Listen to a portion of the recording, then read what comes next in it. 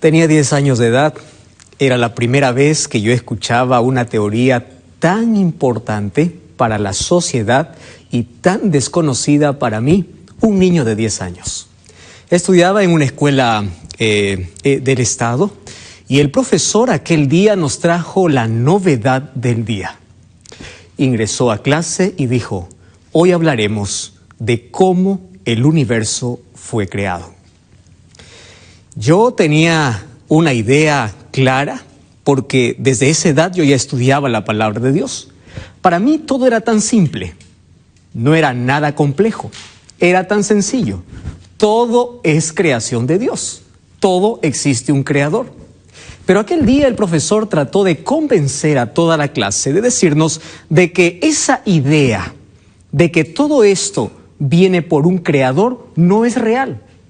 Que últimamente la ciencia descubrió algo novedoso y que la humanidad vivió engañada por miles de años y miles de personas están creyendo cosas absurdas, y él nos desafió así: la ciencia es lo que dice esto y nosotros no podemos ir en contra de la ciencia, porque estos hombres estudian, estos hombres son genios, estas personas investigan. Así que aquí no entra la religión. Ustedes pueden olvidarse de todas sus creencias, de todo lo que hasta hoy pensaron. A partir de hoy, aquí en la clase hablaremos de que el mundo surgió como resultado de una evolución. Aquel día yo, de regreso a casa, iba pensando en todas las cosas que aprendí en clase. Para mí era novedad y era muy sorprendente. Algunas preguntas yo me hacía. ¿Será verdad que yo estoy equivocado? ¿Será verdad lo que la ciencia está explicando? ¿Será verdad lo que la mayoría aprueba? ¿Será verdad eso? Pero cuando empezaba a analizar aquellas cosas que aprendí en clase, yo pensé así: era solo un niño, tenía 10 años. Yo necesito más fe para creer en esto que es imposible. Aquella persona que dice que no tiene fe para creer en un Dios creador, necesita más fe para creer en que todo esto ocurrió de la nada, en que todo es el resultado de la evolución. Cuando abro la palabra de Dios, encuentro que tú y yo y este mundo no es el resultado de la selección natural y de que nosotros no venimos como resultado de la evolución, ni nuestros antepasados fueron los monos. No, querido, la palabra de Dios nos dice que existe un creador. Es clara, es específica. Tú y yo somos hijos de Dios. Finalmente, los seres humanos tenemos que responder 3 preguntas en la vida. Si nosotros conocemos bien estas 3 preguntas, entonces tenemos una dirección cierta. La primera pregunta es: ¿de dónde vengo? Eso tiene que ver con mi origen. La segunda pregunta es: ¿quién soy yo? Eso tiene que ver con mi identidad. Y la tercera pregunta es: ¿a dónde voy? Eso tiene que ver con mi destino. Cuando los seres humanos estamos seguros de dónde venimos, entonces también tenemos la seguridad de quiénes somos. Hay muchas personas que no saben quiénes son, por eso tienen el comportamiento que tienen. La persona que no sabe quién es, adopta cualquier moda, cree en cualquier cosa. Pero cuando tú tienes la certidumbre, la certeza de dónde vienes, entonces tú vas a saber quién eres. Y cuando sabes quién eres, entonces trazas bien tu destino porque sabes a dónde estás yendo. Entonces, hay muchas personas que en este mundo andan sin rumbo, sin dirección, porque no saben su origen, no conocen su identidad y no saben cuál es su destino. Y cuando tú no sabes cuál es tu destino, entonces vas a tomar cualquier camino. Es decir, cualquier creencia absurda que parezca por allí, tú lo vas a tomar como real, porque te olvidaste de quién eres, de dónde vienes y hacia dónde vas. Antes de poder hablar estas 2 posiciones de creación o evolución, vamos a imaginar o a pensar un poco en quiénes son aquellos o aquellas personas que están a favor de la evolución o que creen en la evolución. Encuentro solamente 2 grupos importantes. En el primer grupo están los ateos. Cuando yo empiezo a analizar un poco los ateos, encuentro que también hay dos tipos de ateos. Los ateos están divididos. El primer tipo de ateo es aquel que dice: yo no creo en Dios porque no lo veo. Solamente creo en aquello que mis ojos pueden ver, en aquello que yo puedo palpar. Yo tengo una pregunta para esa persona. ¿Y qué hay de las cosas que existen y no se pueden ver? Por ejemplo, el amor es un sentimiento que no se puede ver. El dolor. Cuando tú dices: tengo dolor de cabeza, alguien te puede decir: yo no veo el dolor. Pero tú dices: yo lo siento, correcto, pero no lo veo. Entonces, como no lo veo, yo no te creo que tienes dolor.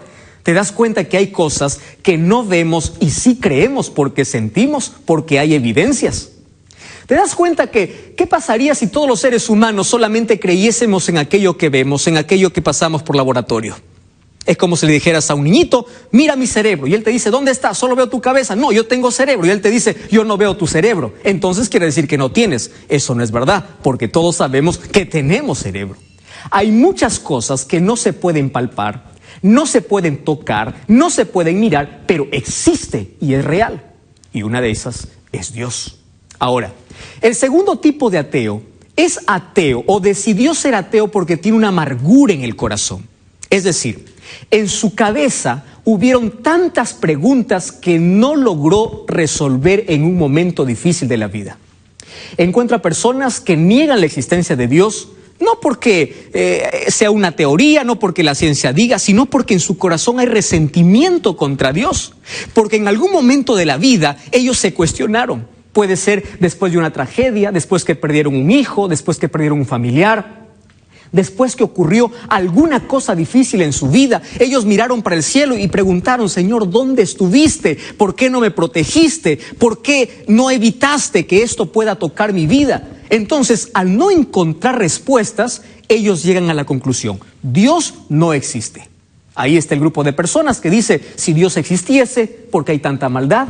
¿Por qué los niños inocentes sufren? ¿Por qué existe el clima que en algunos lugares es favorable, en otros lugares hace desastres? ¿Por qué? Si Dios tiene el control de todo, si Dios existiera, ¿por qué hay tanto dolor? Entonces, si tú eres una de esas personas, quiero decirte lo siguiente: quita la amargura del corazón. Las consecuencias que vivimos en este mundo es por el pecado. Y en lugar de cuestionarte, tienes que creer en Dios. ¿Por qué tienes que creer en Dios? Porque cuando buscaste respuestas, tú fuiste a buscar al lugar equivocado. Cuando tú quieras respuestas para tu vida: ¿por qué sufro? ¿Por qué el dolor? ¿Por qué el sufrimiento? ¿Por qué este gran conflicto? Tienes que ir a la Biblia. La palabra de Dios tiene respuestas para tus preguntas. Pero puede ser que estoy hablando para ti, que has negado la existencia de Dios por un acontecimiento de tu vida. Y eso es injusto, querido. Entonces, estos dos tipos de ateos quieren sacar a Dios del escenario, ¿correcto? Entonces dicen: Dios no existe, no hay un creador, entonces yo creo en cualquier otra teoría, cualquier cosa que la ciencia pueda decirme, yo lo creo. ¿Por qué? Porque quieren sacar a Dios del escenario, a Dios de su vida, a Dios del mundo, a Dios creador. ¿Y qué cosa dice la Biblia respecto a esas personas? Mira lo que dice el libro de Salmos, capítulo 14, el versículo 1. Escucha con atención. Dice así: dice el necio en su corazón: no hay Dios. Te voy a repetir una vez más. Mira lo que está diciendo David. Dice el necio en su corazón: no hay Dios. Es decir, ¿quién niega su existencia? El necio. ¿Por qué dice el necio? Porque existen tantas evidencias para saber que hay un creador, para reconocer que hay un Dios. Existen tantas evidencias visibles que tú tienes que cerrar bien los ojos para decir: tú no existes y yo no creo en ti. Entonces, eso es una persona necia. Dice el necio en su corazón: no hay Dios, y se ha corrompido y hacen obras abominables y no hay quien haga el bien. Ahora, es interesante ver de que el otro grupo que cree en esta teoría de la evolución es un grupo de científicos. ¿correcto? Hombres de ciencia, hombres que investigan. ¿Qué cosa es la ciencia? Hasta ahora recuerdo muy bien aquel concepto que me enseñaron en secundaria. Ciencia es la observación de las cosas para poder tener un acercamiento hacia algo y podamos conocer más sobre ese algo. Solo que hay un problema de la ciencia. ¿Y cuál es el problema? El problema de la ciencia es la siguiente. Muchas veces, en lugar de observar ese algo, empieza a especular.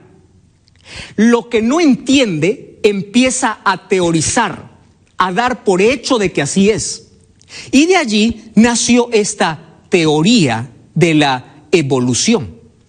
Tú sabes que la teoría de la evolución no pasa de ser una teoría, una presuposición de algunos científicos. ¿Y por qué digo de algunos científicos? Porque el 65% de científicos creen en un Dios creador. 65% de científicos creen en un Dios creador. Ahora, es interesante que tú entiendas algo. Si la ciencia tiene que decirnos toda la verdad, tú te puedes preguntar, entonces, ¿por qué algunos insisten en creer en la evolución? ¿Te acuerdas que inicié diciéndote 3 preguntas? La razón es esta. El diablo quiere sacar a Dios del universo, del mundo y de tu vida. Y por una razón. Porque si tú sacas a Dios como creador, entonces la vida no tiene sentido, no tienes rumbo, no tienes a quién seguir, no tienes a quién amar, no tienes a quién servir. ¿Por qué? Porque tú vienes de un antepasado, que son unos animalitos, tú vienes de la selección natural, tú vienes de una evolución. Entonces la vida no tiene sentido, tú no tienes un destino. ¿Te das cuenta? Entonces el diablo es astuto. El diablo quiere crear en la mente de las personas que Dios no es el creador. Porque cuando saca a Dios como el creador de las cosas, tú no tienes a quién adorar. Entonces empiezas a creer cualquier cosa, cualquier teoría que aparezca. Y ahí aparece la teoría que este mundo es el resultado de una grande explosión. ¡Oh, qué interesante! Vamos a imaginar que eso sea verdad. Yo tengo un reloj aquí en la mano. Ahora, tú puedes creer si yo te digo, mira, este reloj fue creado de la nada. Un día, en un cuarto, hubo una explosión y de pronto apareció el agujero, el minutero, el que da la hora, los números, apareció el metal y todo encajó bonito y funcionó y es un reloj. ¿Tú me creerías en eso? Es imposible de creer, ¿verdad? Todos sabemos de que un reloj, siendo un objeto pequeñito, tiene un creador. Ahora, ¿qué te hace pensar entonces que el universo, al ver lo macro y lo micro que existe en el universo, la grandeza del universo y lo más pequeñito que existe en este mundo, desde una célula que es tan compleja, qué te hace creer y pensar de que eso vino de la nada? ¿Te fijaste ya en el orden que tiene las estrellas, el sol, la distancia que tiene sobre la Tierra? ¿Te fijaste en el orden del sistema planetario solar? ¿Te fijaste en el orden que tiene el universo? ¿Te fijaste en lo macro? Y si vamos a estudiar una célula, una neurona, lo más pequeño, lo que nuestros ojos no pueden mirarlo, ¿tú te diste cuenta cuán complejo es? ¿Te pusiste a pensar en la capacidad que tiene tu cerebro para pensar? ¿Te pusiste a pensar en tu cuerpo, que todo es perfecto, todo está en su lugar? Ahora que alguien venga y me diga, todo eso es resultado del tiempo, de la evolución, de una explosión y de tantas otras teorías que puedan aparecer por allí. Querido, eso no es real. Eso no es real. La Biblia me dice que tú y yo venimos de un Dios creador. Charles Darwin, cuando publicó su libro El origen de las especies, cuando fue publicado el libro en el año 1859, en ningún momento comprobó de que todos venimos por la selección natural o todos venimos como resultado de la evolución. Más de una vez en su libro escribió y explicó lo siguiente: esto es una presuposición, esto es lo que yo pienso, esto es lo que yo interpreto. Por eso es que usó frases como quizá, tal vez, puede ser. Entonces, aquellas personas que quieren sacar a Dios de la historia y a Dios de la creación, toman ese libro y hacen decir muchas veces lo que él nunca pensó ni explicó. Él empezó a escribir allí sus ideas, sus presuposiciones, y hoy aquello se llama ciencia. ¿Te das cuenta? Ahora, la palabra de Dios es clara y dice: ante tanta evidencia de que existe un Dios creador, que hay un diseño inteligente, que hubieron manos poderosas y una palabra poderosa que creó todo, y a pesar de eso no crees en un Dios creador, la Biblia dice el necio en su corazón, no hay Dios. Pastor, entonces, si eso no es verdad, ¿cómo existimos? ¿Cómo existió todo lo que vemos? Entonces tenemos que ir a Génesis capítulo 1, porque aquí encuentro la respuesta más sencilla, más simple, hablando acerca de la creación de este mundo. Génesis capítulo 1, versículo 1 dice: en el principio creó Dios los cielos y la tierra. ¿Estás entendiendo? En el principio existió un creador. Y si tú lees todo el capítulo 1 de Génesis, vas a encontrar el orden perfecto como Dios creó las cosas. En primer lugar, creó el primer día la luz. Segundo día el firmamento, tercer día las plantas, el cuarto día las lumbreras, el quinto día las aves y los peces, el sexto día animales cuadrúpedos, y también creó al hombre y la mujer. Y el séptimo día él reposó, él descansó. Así fue creada todas las cosas que hoy existen. Eso no es una teoría, eso ahora te lo puedo comprobar con la Biblia, y la ciencia puede afirmar a estas cosas. ¿Sabes por qué? Mira, la Biblia decía miles de años atrás muchas cosas que la ciencia recién lo comprobó. Por ejemplo, antes que Gregorio Mendel hablara acerca de la herencia y la genética, en el año de 1860, la Biblia ya decía en Génesis 1:11: dijo Dios, produzca la tierra hierba verde, hierba que dé semilla y árbol que dé su fruto, según su género y según su especie. La ciencia logró comprobar muchos años después lo que la Biblia ya decía. ¿Comprobada por la ciencia? Sí. En la semilla de una uva existe como un microsoftware que dice qué color debe tener la uva, qué tamaño debe tener la uva, qué propiedades debe tener la uva, y todas las especies y semillas que Dios creó. ¿Te das cuenta? Otra cosa, la Biblia en el libro de Job, capítulo 28, hablaba de que el aire tiene peso, antes que la ciencia descubriese el barómetro. ¿Correcto? Ya decía la Biblia que el aire tiene peso. Y cuando la ciencia o los hombres de ciencia en un momento pensaron de que la tierra era sostenida por tortugas gigantes y otras cosas, la Biblia en el libro de Job ya decía que la tierra estaba sostenida sobre la nada. Y la ciencia tardó en entender y comprobar esto. Ahora te hago una pregunta. Si la Biblia mencionó eso, y los que escribieron la Biblia no eran hombres de ciencia, y eso logró comprobar la ciencia, ¿tú crees que la Biblia no es un libro inspirado por Dios? Isaías 40:22 dice así: Dios está sobre el círculo de la tierra. Y aun cuando la ciencia decía de que la tierra era cuadrada o era plana, la Biblia ya decía que la tierra era redonda. Entonces, si la ciencia logró comprobar muchas cosas que dice la Biblia, la teoría de la evolución es simplemente una teoría. La Biblia me dice que existe un creador. Hubieron varios científicos que creyeron en ese creador. ¿Te acuerdas de Isaac Newton?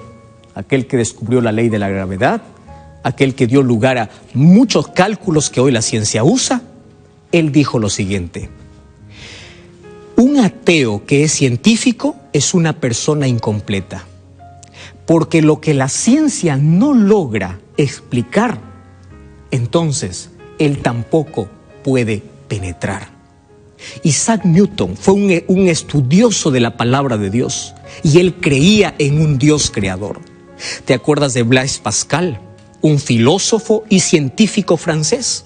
Este hombre dijo lo siguiente: si no fuese por la Biblia, yo hasta ahora no entendiera cuál es mi origen, de dónde vengo, ni a dónde voy. Grandes filósofos, grandes científicos creyeron en ese Dios creador. Y hoy te desafío a creer en la Biblia, en un Dios creador. Tú no eres fruto de la casualidad, tú eres un hijo de Dios. ¿Quieres orar conmigo? Cierra tus ojos. Querido Dios, gracias porque tu palabra me saca de la confusión y me lleva a la verdad. Te entrego mi corazón. Gracias porque tú me formaste, tú me hiciste, con tus manos me formaste. No soy producto de la evolución, yo soy fruto de la creación y tú eres mi creador. Te entrego mi vida y mi corazón. Quiero servirte en el nombre de Jesús. Amén. Gracias por acompañarnos en este programa.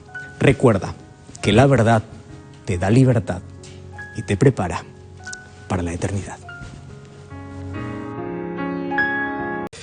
Cuenta una historia de que cierta vez un hombre fue condenado injustamente por asesinato que él nunca cometió. El juez también se llevaba muy mal con este hombre, así que no tenía escapatoria, no había manera de salvarse de la pena capital que ahora le estaban sentenciando. Resulta que entre todos los que estaban reunidos para escuchar aquella condena, gran parte decía: ese hombre es inocente. Mientras que unos cuantos decían: él es culpable y merece morir.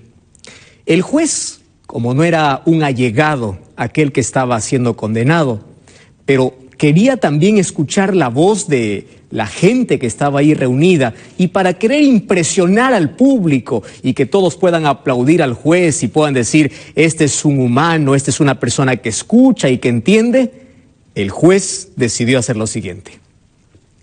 Se dirigió hacia el acusado y le dijo: yo no te voy a condenar, tú vas a elegir tu propio destino.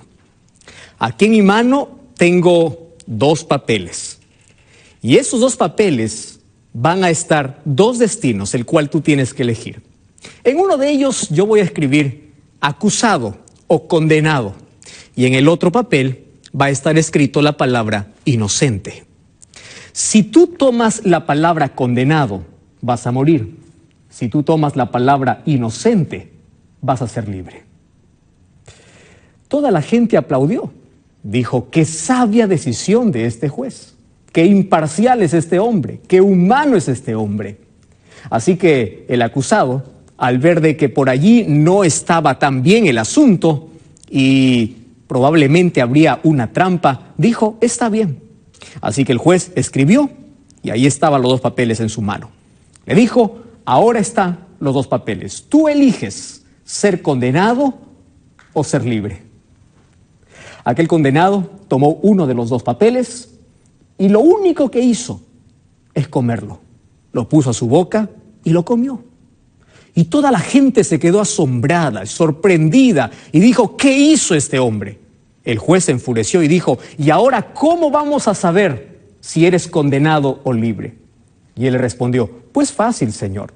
Si usted tiene el papel que dice condenado, quiere decir que yo tomé el que dice inocente.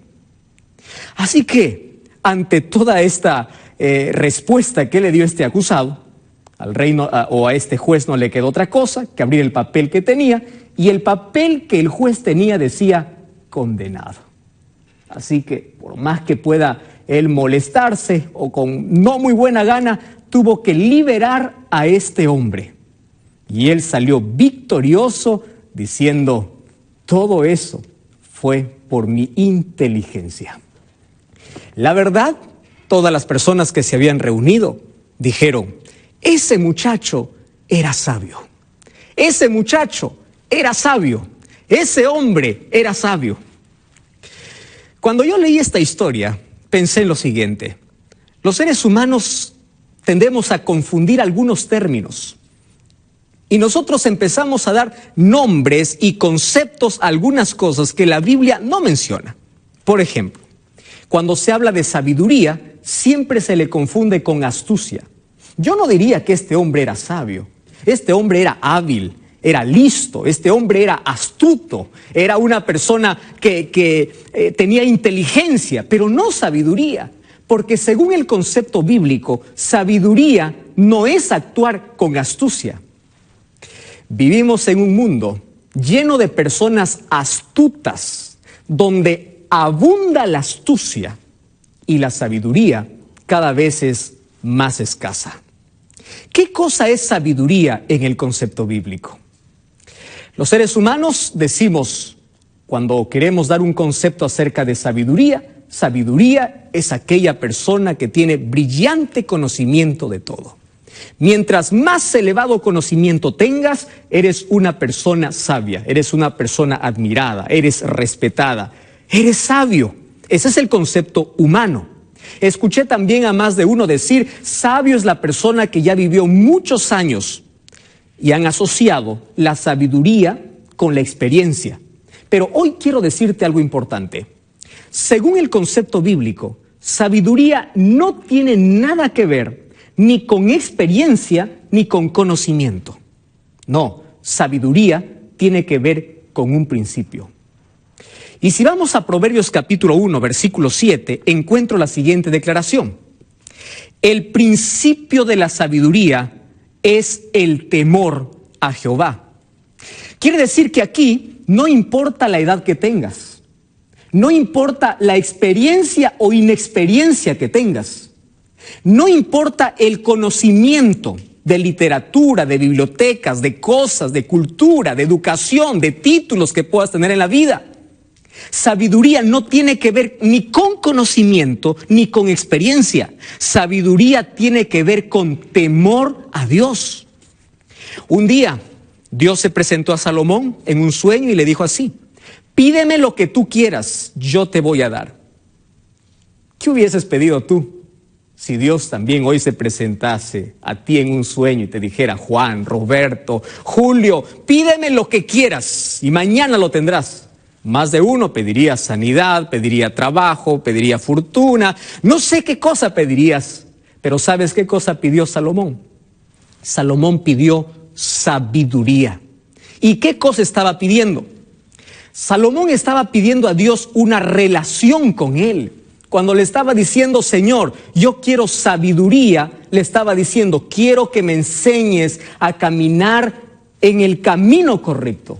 Quiero que me enseñes a amar a Dios. Quiero que me enseñes a temer a Dios. Quiero que me enseñes a guardar tus mandamientos. Quiero que me enseñes a caminar por la senda recta. Eso es lo que pidió Salomón. Ahora, es interesante que ese pedido le llevó no solamente a tener entendimiento o a actuar sabiamente en la vida, sino le llevó también a tener fortuna y riqueza en la vida. Qué interesante, ¿verdad? Sabiduría tiene que ver no con conocimiento ni experiencia, sino sabiduría tiene que ver con relación, tiene que ver con el temor que tú puedas tener a Dios. Ahora, cuando yo abro la palabra de Dios, encuentro que esta palabra, sabiduría, lo encuentro en muchos textos de la Biblia. Ahora, es tan importante este tema que hoy tú necesitas abrir tu Biblia junto a mí para descubrir por qué necesitamos ser sabios. Porque una de la escasez más grande que existe en el mundo es de hombres y mujeres sabias. Encontramos muchas personas inteligentes, pero no personas sabias. Y cuando quiero hablar ya de un concepto bíblico de sabiduría, yo tengo que decirte lo siguiente. Sabiduría no es conocer, sabiduría es vivir lo que conoces. Tú puedes tener una biblioteca en tu cerebro, pero si tú no vives aquello que conoces, no te sirve de nada. Tú puedes conocer la Biblia, tú puedes conocer muchos textos de la Biblia, tú puedes saber versículos, libros enteros, Pero de nada sirve, dice Santiago capítulo 1, si solamente eres un observador, solamente lees, pero no haces, no practicas. Es decir, sabiduría tiene que ver con la vida, con la conducta, con las acciones, con las palabras. Sabiduría tiene que ver contigo, con tu día a día, no con lo que conoces. Sabiduría tiene que ver con lo que tú vives. Entonces, ahora te vas a dar cuenta que nuestro mundo necesita de personas sabias. ¿Tú aplicas todo aquello que conoces? ¿Estás viviendo todo aquello que sabes? Ahora, te voy a leer para ti algunos textos importantes. ¿Por qué tú y yo necesitamos ser sabios? El libro de Proverbios capítulo 16, versículo 16, dice así. ¿Me acompañas a leer? Presta atención. Mejor es adquirir sabiduría que oro preciado. ¿Quieres para repetir una vez más? Dice así. Es mejor pedir, es mejor buscar, es mejor adquirir, es mejor tener sabiduría que oro preciado. ¿Te das cuenta cuánto valor tiene la sabiduría? Qué interesante lo que dice Salomón. Y ya descubrimos dónde está el origen o de dónde viene la sabiduría. Es mejor ser sabio que tener toda la fortuna del mundo. Es mejor ser sabio. Ahora, ¿por qué necesitamos ser sabios en este tiempo? Mira, quiero leer para ti lo que dice Efesios capítulo 5. Hay un texto maravilloso aquí, en Efesios capítulo 5, versículo 15 y versículo 16. ¿Prestas atención a lo que voy a leer? Dice así. Mirad con diligencia cómo ustedes deben andar. No anden como necios, sino anden como sabios. Tú sabes cómo me interesa este texto cuando dice, no camines en esta vida como un necio, porque quien no es sabio es un necio automáticamente. No andes como necio. Ahora, ¿qué significa vivir con sabiduría? ¿Sabes qué significa? Versículo 16 dice así. Aprovechando bien el tiempo, porque los días son malos. ¿No te parece que este texto fue escrito para nuestro tiempo, para nuestro siglo? ¿Fue escrito para ti? ¿Fue escrito para mí? Fue escrito para nuestra época. En estos días tan malos, de riesgo, de peligro, de inseguridad, de inmoralidad, de violencia, en estos días malos necesitamos hombres y mujeres que vivan en relación con Dios para que puedan tomar decisiones acertadas en la vida. Necesitamos, ahora, no andes como necio, anda como sabio, aprovechando bien el tiempo. ¿Te das cuenta lo que es sabiduría? Ahora, si yo retrocedo a algún libro por allí, y si yo empiezo a leer, por ejemplo, Santiago capítulo 3, versículo 13, vamos a ver qué dice Santiago acerca de la sabiduría, ¿te parece? Santiago 3:13 dice así. ¿Quién es sabio y entendido entre vosotros? Qué interesante. ¿Quién es sabio? Y esta pregunta tiene que hacernos reflexionar. Vamos a pensar, porque me está desafiando y yo te desafío a ti. Aquí con la palabra de Dios dice, ¿quién es sabio y entendido? Quien dice que es sabio, muestre por su buena conducta sus obras. Qué interesante.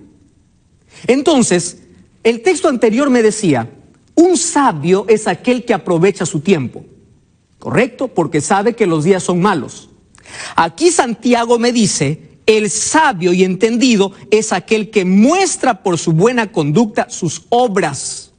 ¡Ah, qué interesante! Ahora, voy a un último texto en esta noche. Y vamos a ver lo que dice el libro de Salmos. ¿Te parece? Vamos al libro de Salmos, capítulo 90, versículo 12. Dice así la palabra de Dios, Salmos 90, 12. Enséñanos de tal modo a contar nuestros días. Me interesa este texto, me encanta. Es una oración, es un clamor, es un pedido. Enséñanos, Señor, a contar nuestros días para que traigamos al corazón sabiduría. ¿Sabes quién es una persona sabia? Una persona sabia es aquel que sabe que no es eterno en esta vida. Es aquel que sabe que un día va a morir. Así que disfruta día a día con Dios. Es aquel que no pierde tiempo en rencor, en remordimiento, en amargura, odiando a los demás. No. Una persona sabia es aquel que le dice a Dios todos los días: Señor, ayúdame a vivir hoy como si fuera el último día de mi vida. Quiero amar, quiero abrazar, quiero sonreír. Quiero que si hoy pueda morir, la gente pueda recordar porque tu amor estuvo reflejado en mi vida.